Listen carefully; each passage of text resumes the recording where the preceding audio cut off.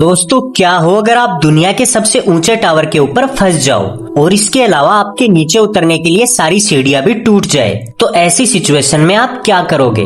कहानी की शुरुआत में हमें एक कपल को दिखाया जाता है जो माउंटेन क्लाइंबिंग कर रहे थे। इसके अलावा उनके साथ एक लड़की भी होती है जिसका नाम हंटर था। अब ऊपर चढ़ते चढ़ते डैन का हाथ गलती से एक घोंसले में चला जाता है और फिर जैसे ही वहाँ से पक्षी उड़ा तो डर के मारे डैन के हाथ फिसल गए और इसकी वजह से वो हवा में झूलने लगा। लेकिन वो अब पत्थर तक नहीं पहुँच पा रहा था, इसलिए फिर वो बेकी को रस्सी छोड़ने के लिए कहता है। जिसके बाद जैसे ही बेकी रस्सी छोड़ती है तो वो रस्सी टूट जाती है और फिर डैन सीधा नीचे गिरने की वजह से मर गया। अब हमें 1 साल बाद का सीन दिखाया जाता है। बेकी अब नशे की हालत में थी। उसने नशा कर करके अपनी बैंड बजा ली थी। इसके अलावा वो रोज डैन के नंबरों पर एक वॉइस नोट भेजा करती थी जिसमें वो उसे बताती थी कि वो उसे कितना ज्यादा मिस कर रही है। इसके अलावा उसने अभी तक डैन की अस्थियों को अपने पास ही रखा हुआ था, पर फिर बेकी के डैड उसके पास आ जाते हैं और उसे इन सब से बाहर निकलने के लिए बोलने लगते हैं। पर बेकी अपने पिता को खुद से दूर रहने का बोलती है और फिर वहाँ से चली जाती है। पर फिर एक दिन इन सब से हारकर बेकी मरने का सोचती है और बहुत सारी स्लीपिंग पिल्स निकाल लेती है। पर जैसे ही वो उन्हें खाने लगी तभी बाहर उसकी एक फ्रेंड आ गई। उसने बेकी को गले से लगा लिया और फिर उसे अपना एक क्रेजी सा प्लान बताया। उसने कहा कि हम लोग दुनिया के सबसे ऊंचे टावर के ऊपर चढ़ेंगे जिसकी ऊंचाई लगभग 2000 फीट है। वहाँ से ऊपर जाकर तुम डैन की अस्थियों को भी गिरा देना। बेकी ने जब ये सुना तो उसने एक बार तो मना कर दिया, पर बाद में वो इसके लिए मान गई और फिर वे लोग अपने सफर के लिए निकल गए। अब वे दोनों रास्ते में एंजॉय करने के चक्कर में इतना ज्यादा खो गए थे कि वो मरते मरते बचे, क्योंकि एक ट्रक उन्हें कुचलने वाला था। पर फिर वे लोग उस टावर तक पहुंच गए। उन्हें वहां पर एक हिरण भी दिखी जिसे कुछ वल्चर्स जिंदा ही खा रहे थे। लेकिन फिर वे लोग जैसे ही टावर के करीब गए तो वो देखने में काफी डरावना लग रहा था। हंटर इसे देखकर काफी ज्यादा खुश हो गई, लेकिन वहीं बेकी बुरी तरह से डर गई थी। पर फिर हंटर ने उसे कहा कि ज्यादा मत सोचो, ऊपर जाकर काफी ज्यादा मजा आने वाला है। जिसके बाद वे दोनों टावर के ऊपर चढ़ने लगी। पर वहाँ पर हमें दिखा कि वो टावर अब पूरी तरह से खत्म हो चुका था। इवन एक बार तो बेकी मरते मरते बची। पर फिर कुछ घंटों बाद वे दोनों 1000 फीट तक चढ़ गए थे। वहाँ से नीचे देखने पर सब कुछ बहुत ज्यादा भयानक दिख रहा था, लेकिन अब अंदर की सीढ़ियां खत्म हो गई थी, इसलिए उन लोगों को बाहर से चढ़कर जाना था।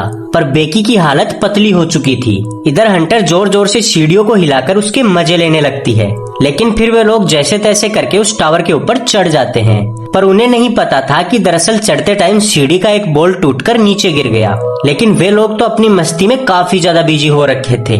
ऊपर जाने पर हमें दिखा कि वो टावर काफी ज्यादा ऊंचा था। जिसके बाद हंटर अपने बैग से ड्रोन निकालती है और फिर उससे उनका वीडियो बनाने लगती है। दोनों टावर के ऊपर बहुत ज्यादा मस्ती कर रहे थे, लेकिन फिर हंटर बेकी को ड्रोन उड़ाने के लिए बोलती है और खुद उस टावर के ऊपर लटक जाती है। फिर वो उसे प्यारा सा वीडियो बनाने के लिए बोलती है, लेकिन बेकी उसे इसके लिए रोक रही थी क्योंकि उसे तो वहाँ पर चक्कर आ रहे थे। जिसके बाद हंटर वापस से ऊपर आ जाती है और उसे कहती है कि अब तुम्हारी बारी है। पर बेकी बहुत ज्यादा डर रही थी, इसलिए वो मना कर देती है। लेकिन हंटर उसे कहती है कि अपना डर भगाने का बस यही मौका है। जिसके बाद वो उसका हाथ पकड़कर उसे हवा में लटका देती है और फिर बाद में वो सेल्फी क्लिक करने लगती है। लेकिन बेकी इन सबसे घबराने लगी थी, इसलिए फिर वो उसे ऊपर खींच लेती है। लेकिन उन्हें ये नहीं पता था कि अब कुछ ही देर बाद उनके साथ वो होने वाला है जिसके बारे में उन्होंने कभी नहीं सोचा था। जिसके बाद हंटर उसे कहती है कि अब टाइम आ गया है। फिर बेकी बैग से डैन की अस्थियों को निकालकर उसे ऊपर से गिराने लगती है और इसी बीच वे दोनों काफी ज्यादा इमोशनल हो जाती हैं।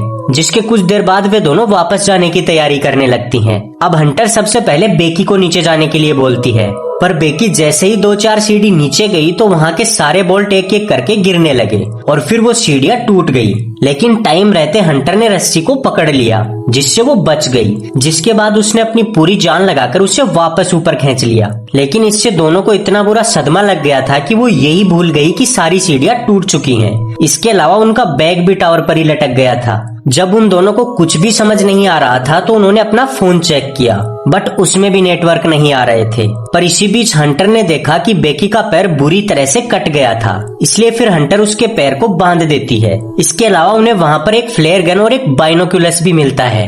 अब इतने सब के बाद दोनों चुपचाप बैठ जाती हैं लेकिन वो दोनों अभी भी शांत नहीं हो रही थी। वो अपना कैमरा ऑन करके इसे भी रिकॉर्ड करने लगती है। कैसे कैसे लोग रहते हैं यार। जिसके बाद हंटर चारों तरफ देखने लगती है और तभी उसे वहाँ पर एक पुरानी वैन खड़ी दिखती है, लेकिन वहाँ पर कोई नहीं दिख रहा था। जिसके बाद हंटर अपना फोन चलाने लगती है और तब उसने देखा कि जिन फोटोज को उसने नीचे अपलोड किया था उन पर लाइक्स आ रखे थे, जिससे उसे याद आता है कि नीचे नेटवर्क था। इसलिए फिर वो इंस्टाग्राम पर अपनी सिचुएशन के बारे में लिखकर उसे अपलोड कर देती है ताकि उसका मैसेज कोई देख सके।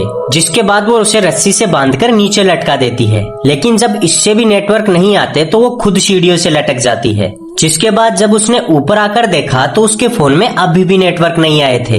ये देखकर वो दोनों पूरी तरह से निराश हो गई, लेकिन फिर बाद में वो अपने फोन को नीचे फेंकने का सोचती है, जिसके लिए वो सबसे पहले जूते के अंदर अपना फोन रख देती है और बाद में सॉक्स और अपनी ब्रा तक को निकालकर उसके अंदर डाल देती है ताकि फोन बिना टूटे सही सलामत नीचे गिर जाए। जिसके बाद वो अपने फोन को नीचे गिरा देती है और फिर आराम से वे लोग मदद के इंतजार में बैठ जाते हैं। अब कुछ देर बाद जब उन्होंने नीचे देखा तो वहाँ पर एक आदमी आ रखा था जो उन सीढ़ियों के गिरने की वजह से आया था। उसे देखकर वे दोनों जोर जोर से चिल्लाने लगी, पर वो काफी ज्यादा हाइट पर थी, इसलिए उस आदमी को उनकी आवाज नहीं सुनाई दी। और तब हमें दिखा कि उसके फोन का तो अब कचरा हो चुका था। लेकिन फिर बाद में वो आदमी वहाँ से जाने लगा, लेकिन उसे जाता देख बेकी अपने जूते निकालकर उसकी तरफ फेंकती है, पर वो फोन पर बातें करने में इतना ज्यादा बिजी था कि वो उनकी तरफ ध्यान भी नहीं देता है और वहाँ से चला जाता है। लेकिन इसी बीच बेकी की नजर हंटर के पैरों की तरफ गई, जहाँ पर 143 का एक टैटू बना हुआ था और डैन भी उसे आई लव यू का जवाब हमेशा 143 देता था।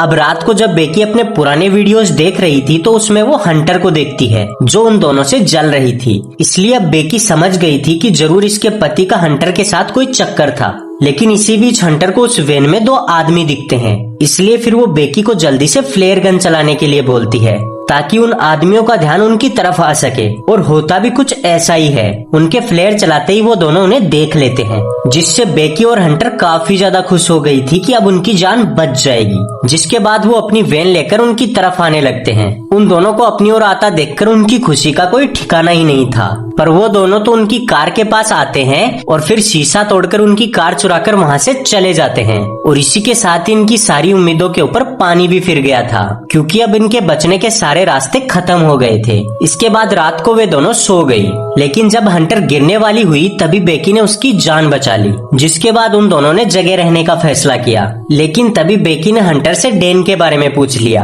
अब हंटर भी मरते वक्त उससे कुछ छुपाना नहीं चाहती थी, इसलिए उसने बेकी को उसके और डैन के अफेयर के बारे में सब कुछ बता दिया। बेकी ये जानकर पूरी तरह से टूट गई कि वो किसके लिए अपनी जिंदगी की वाट लगा रही थी।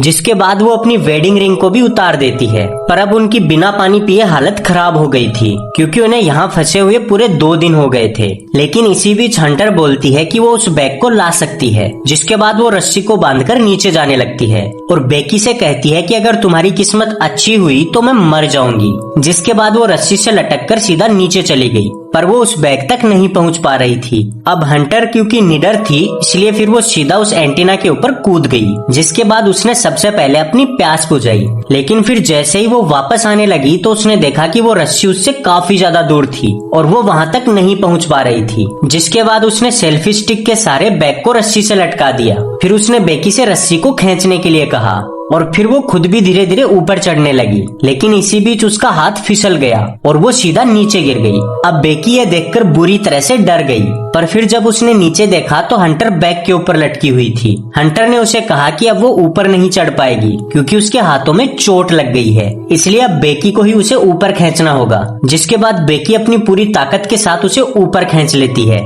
अब वे दोनों डिसाइड करती है कि उस ड्रोन के ऊपर एक हेल्प नोट लिखकर उसे होटल की तरफ भेजेंगी ताकि उन्हें कोई बचाने आ सके। जिसके बाद उन्होंने एक हेल्प नोट लिखा और उसे ड्रोन पर रखकर उसे होटल की ओर भेज दिया, पर आधे रास्ते तक जाते ही ड्रोन की बैटरी लो हो गई, इसलिए फिर उनको ड्रोन को वापस बुलाना पड़ा। जिसके बाद रात हो गई और रात को अचानक से बेकी ने देखा कि हंटर उसके पास नहीं थी। इसके अलावा वल्चर्स भी उस पर हमला किए जा रहे थे, पर तभी अचानक से उसकी आंखें खुल गई। दरअसल ये उसका एक बुरा सपना था और फिर उन उन दोनों की नजर ऊपर चस रही लाल लाइट पर पड़ी।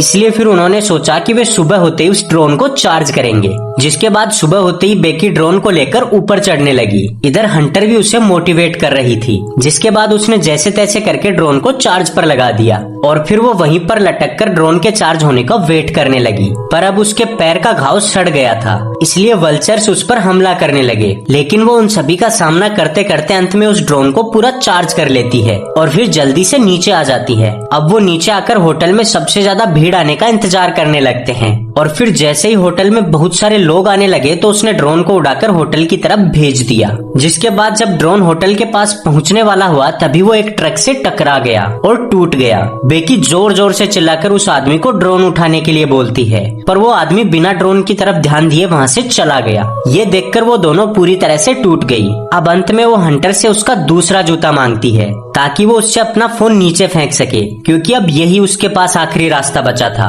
पर हंटर उसे कहती है कि वो उसे अपना जूता नहीं दे सकती क्योंकि उसका जूता यहाँ पर है ही नहीं। जिसके बाद बेकी उसके जूते की तरफ देखती है, लेकिन फिर हंटर उसे कहती है कि वो खुद भी यहाँ पर नहीं है। दरअसल वो तो कब की ही मर चुकी है। जिसके बाद हमें पता चला कि हंटर तो बहुत पहले ही मर गई थी और ये बस बेकी का वहम था, क्योंकि उसने ऊपर केवल रोते हुए बैग को ही खींचा था। जिसके बाद रात को रोते हुए वो अपने डैड के लिए एक लास्ट वीडियो बनाती है जिसमें वो उनसे हर एक चीज के लिए माफी मांगती है और फिर वो वहीं पर सो जाती है। अब सुबह हमें दिखता है कि बेकी उस पोल के सहारे बैठी हुई थी और वो कोई भी हलचल नहीं कर रही थी। जिसके बाद उसको खाने के लिए एक वल्चर भी उसके पास आ जाता है, पर फिर वो जैसे ही उसे खाने लगा तभी बेकी की आंखें खुल गई और फिर वो सीधा उस वल्चर को दबोच लेती है। अब क्योंकि वो पिछले 3 दिनों से भूखी और प्यासी थी तो वो सीधा उस वल्चर को कच्चा ही खाने लगती है। जिसके बाद उसके अंदर थोड़ी एनर्जी आती है, इसलिए फिर वो अब हंटर की बॉडी की ओर देखती है और फिर बाद में वो रस्सी के सहारे नीचे जाने लगती है।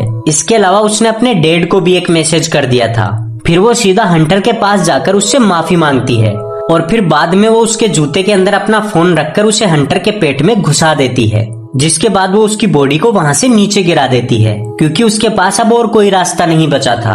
अब हमें थोड़ी देर बाद का सीन दिखता है जिसमें बेकी के डैड उस टावर की ओर जा रहे थे, पर उन्होंने वहाँ पर जाकर देखा कि पुलिस एक बॉडी को ढक रही थी जिससे वो पूरी तरह से टूट गए। उन्हें लगा कि वो अपनी बेटी को नहीं बचा पाए, पर बाद में बेकी ने पीछे से उन्हें आवाज लगाई और इसी के साथ ही ये मूवी खत्म हो गई। अगर आपको वीडियो जरा सा भी पसंद आया तो प्लीज वीडियो को लाइक करके चैनल को सब्सक्राइब जरूर कर लीजिएगा। हे बडीज, अगर आपको हमारा एक्सप्लेनेशन, स्टोरी टेलिंग और रिव्यू पसंद आया हो तो वीडियो को एक जबराट लाइक जरूर कर देना। चैनल पे नए हो तो तुर्की बहजान स्टूडियो को सब्सक्राइब करके बेल आइकन दबा लो, ताकि ऐसी ही माइंड ब्लोइंग, मस्तक के परखच्चे उड़ा देने वाली हॉलीवुड, साई-फाई, थ्रिलर और मिस्ट्री मूवीज की फुल एक्सप्लेन्ड वीडियोस आप तक सबसे पहले पहुंच सकें। और कमेंट्स में जरूर बताना इस मूवी का सबसे शॉकिंग भेजे का भजिया बना देने वाला मोमेंट आपको कौन सा लगा। वीडियो को अपने दोस्तों और मूवी लवर झंडू झुंड के साथ शेयर करना मत भूलना। मैं मिलता हूं आपसे नेक्स्ट वीडियो में एक और डेंजरस, मिस्टीरियस और भेजे का भाजी पाला कर देने वाली अनबिलीवेबल मूवी एक्सप्लेनेशन के साथ। Till then, stay connected, stay cinematic and keep watching तुर्की बहजान स्टूडियो। अल्लाह हाफिज, पीस और अब